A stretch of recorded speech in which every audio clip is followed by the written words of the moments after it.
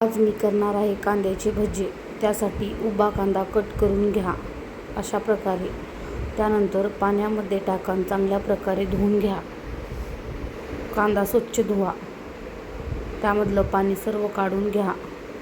त्यानंतर एका भांड्यामध्ये कांदा टाका.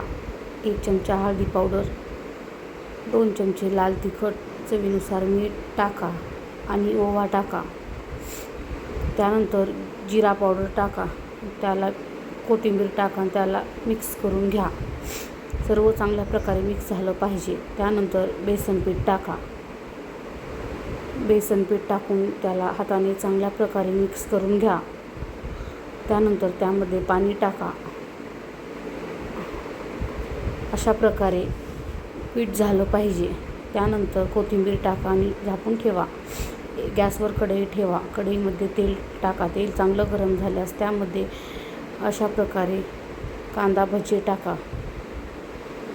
लालसर होऊ जोपर्यंत तळा. बारीक गॅसवर तळा. आपण बघू शकता किती छान प्रकारे भजी तळले आहेत. त्यानंतर सर्व भजी तेलामधले बाहेर काढून घ्या. आपण बघू शकता आपले कांदे भजी एकदम तयार आहेत. मी केलेले कांदे भजी आवडले असेल तर चॅनेलला सबस्क्राईब करा.